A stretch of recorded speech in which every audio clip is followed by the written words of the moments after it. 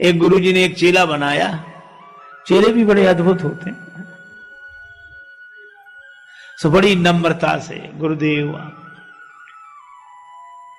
बैठा पास में था। तब तक गुरुजी ने कहा कि बेटा पानी बरस रहा है, गाय को बंधन से मुक्त करो, दूसरी जगह बांध। चेला बैठे बैठे बोला, गुरुजी जो स्वयं बंधन में पड़ा हो वो क्या किसी को बंधन से मुक्त कर सकता है? क्षमा करें गुरुदेव, ये मुझसे नहीं हो सकता। बंधन से मुक्त करना तो आपका काम है गुरुदेव। गुरुजी भी समझ गए कि चेला नहीं गुरु ही मिला है।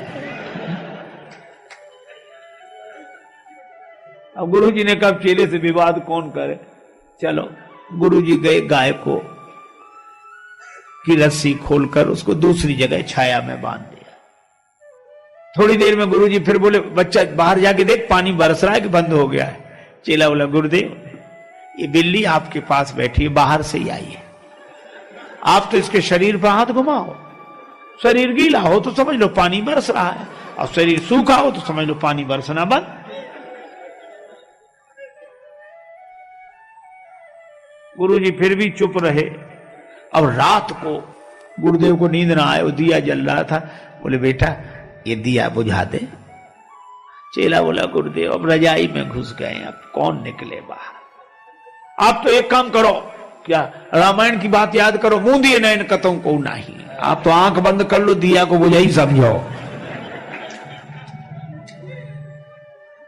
गुरुजी ने दिया बुझाया और सवेरे सवेरे एक भगत आया लड्डू लेकर, महाराज भगवान को भोग लगाओ, आप भी पाओ, सबको पवाओ। गुरुजी ने भगवान को भोग लगाया, बाल भोग लेकर बोले, बच्चा प्रसाद लेगा? सो दौड़ा दौड़ा आया। बोले, गुरुदेव मैंने आपकी तीन तीन आज्ञाएं नहीं मानी है, चौथी भी नहीं मानूंगा तो घोर पाप लगेगा। ये तो लाइए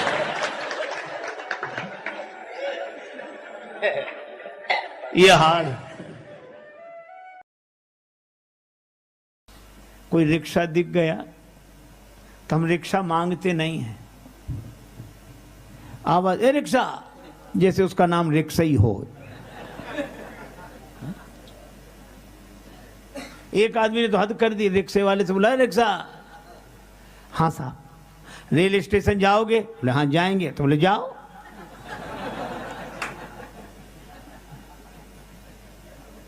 दो आदमी एक रिक्शे पर 2 घंटे बैठे, उतरकर उसे अठन्नी दे दी। रिक्शे वाले ने हाथ जोड़कर कहा, भैया ये तो कम है। दूसरा क्या कहते, कम है? अपना मकान लिख दें तुम्हारे नाम, जमीन लिख दें, बड़े कम। दूसरा क्या कहता, इसके मुंह मत लगो, इन लोगों को मुंह मत लगा करो, ये छोटे लोग हैं, चलो। ये हमारा व्यवहार है और भगवान राम का व्यवहार। आज्ञा नहीं दी, नाव मांगी, मांगी नाव। हे केवट अपनी नाव ले आओ, हमें पार कर दो। और नाव जब मांगी तो केवट के आंखों में आंसू आ गए। केवट ने कहा कि श्रम का मूल्यांकन इतना जिसके मन में हो वो नर नहीं हो सकता, नर रूप में भगवान ही हो सकते हैं। कहा ही तुम्हारा मरम मैं जाना। भगवान नाव मांग रहे हैं, आंसू आ गए उसके। कहने लगा मैं आपका मर्म जान गया। भगवान ने नाव मांगी, केवट नहीं लाया, दूसरी तरफ ले गया। उधर नहीं, इधर ले आओ नाव। केवट बोला मैं आपके बारे में अच्छी तरह जानता हूं, नाव नहीं लाऊंगा। मैं आपके बारे में अच्छी तरह जानता हूं, आपको नाव की जरूरत है ही नहीं, यही जानता हूं। नाम अजामिल से खलकोट अपार नदी भव बूढ़त काढ़े। हे प्रभु आपका नाम तो भवसागर से पार कर देता है पापियों को। गंगा जी पार करने के लिए आपको नाव की कोई जरूरत नहीं है, मैं जानता हूं। पर भगवान कहते नाव ले आओ। केवट ने मन ही मन कहा कि प्रभु जनकपुर वाले आपको जनकपुर में रोक नहीं सके, आप जनकपुर से अयोध्या आ गए। अयोध्या वाले नहीं रोक सके, आप श्रृंगवेरपुर में आ गए। निखादराज रोक नहीं सके, आप गंगा जी किनारे आ गए। और मैं भी अगर आपको पार कर दूं तो फिर मेरी क्या हिम्मत जो आपको रोक लूं। बड़े बड़े राजा आपको नहीं रोक सके तो भला मैं क्या रोक पाऊंगा। इसलिए मैंने निश्चय किया, ना नाव लाऊंगा ना पार करूंगा, अपने आप रुके रहोगे। एक आदमी गया बाजार, पत्नी ने कहा कि बाजार जा रहे तो कोई चीज खरीद लाना। ठीक है, पर पत्नी बोली ठग मत जाना, बाजार में ठग बैठे रहते हैं। वह ये शिक्षा लेकर घर से गया दुकानदार के पास। बरसात के दिन छाता पसंद आया। दुकानदार से कहा ये छाता कितने का दिया? दुकानदार बोला 20 रुपए का।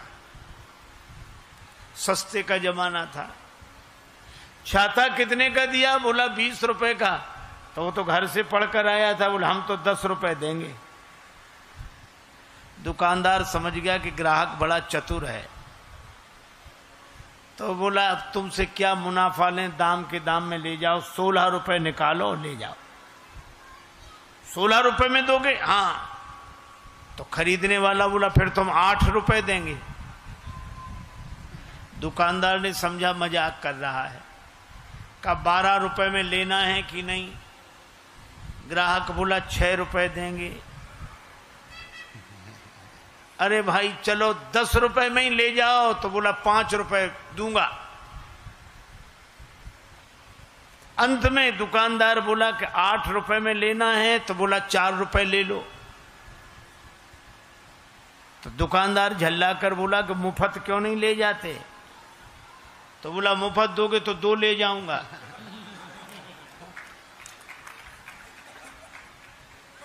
है? अब बोलो छाते जैसी चीज उसे मिली नहीं। क्यों नहीं मिली? क्योंकि वो किसी एक भाव में टिकता ही नहीं था। तो जब भाव में टिके बिना उसे छाता नहीं मिला, तो भाव में टिके बिना परमात्मा की छत्र छाया कैसे मिल जाएगी? भाव बिना बाजार में वस्तु मिले नहीं मोल, तो भाव बिना हरि क्यों मिले, इसलिए भाव सहित हरि बोल।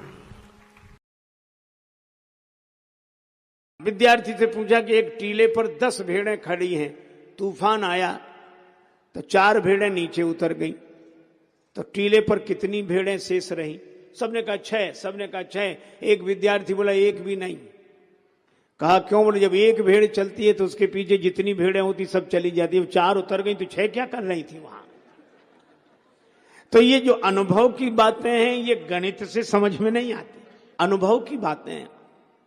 एक अध्यापक ने एक विद्यार्थी से पूछा कि तुम्हारे पिता हमसे 5,000 रुपए उधार लें 3 रुपए प्रति सैकड़ा ब्याज की दर से, तो 6 महीने बाद कितना लौटाएंगे, हिसाब लगा के बताओ। विद्यार्थी बोला सर 1 नया पैसा नहीं। अध्यापक ने डांट कर कहा क्यों रे, तुझे गणित नहीं आता है? बोला हमें तो गणित आता है, हम तो हिसाब जानते हैं, पर आप हमारे बाप को नहीं जानते। उसने जिसका लिया है दिया है आज तक, जो तुम्हारा ही देगा। तो बोलो अनुभव की बात कह रहा है। सीधा गणित नहीं लगता, लेकिन उसके अनुभव की बात है। इसी तरह गुरुदेव के वचन को बुद्धि के गणित से समझने की चेष्टा न करो, बल्कि गुरुदेव के वचन को तो वेद मंत्र मानकर श्रद्धा पूर्वक पालन करो। यही गुरुदेव की महिमा है। उन्होंने कहा कि तुम चिंता मत करो, दो, मैं कह रहा हूं दो। और तो विश्वामित्र जी को राम जी लक्ष्मण जी मिले, किसकी कृपा से? गुरुदेव की कृपा से। एक आदमी गांव में गया अपने मित्र के साथ, घूमने निकला तो छोटा सा गांव, एक व्यक्ति तेल बेचता था, अकेला आदमी, और भीतर उसने कोल्हू चला रखा और बाहर बैठकर तेल बेचे। इस व्यक्ति ने देखा कि अकेला आदमी कैसे करता है, तो उसने कहा कि तुम ये बैल को हाँकते नहीं हो और कैसे बिना तुम्हारी चलाए चलता है? तो उस आदमी ने कहा कि बैल को मैं हाँक देता हूं और जब चलने लगता है तो बाहर आके बैठ जाता हूं, तो उसे पता नहीं लगता कि तुम पीछे हो। तेल बेचने वाले ने कहा हमने उसकी आंख पर पट्टी बांध रखी।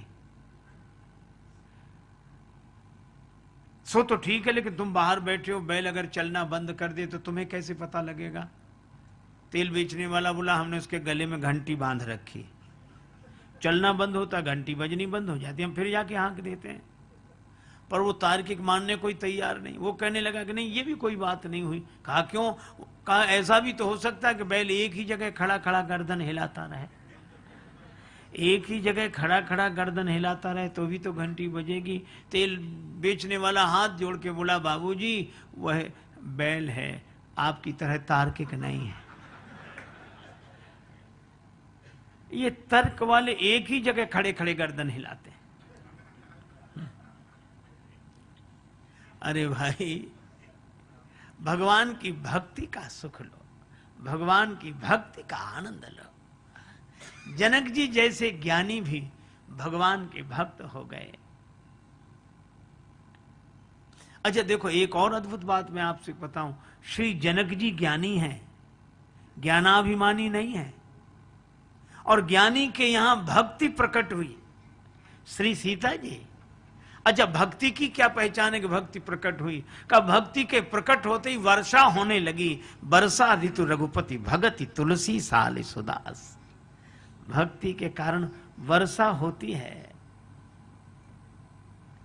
आहा, जिसे एक बार जीवन में प्रभु का प्यार मिलता है उसे बस आंसुओं के हार का उपहार मिलता है।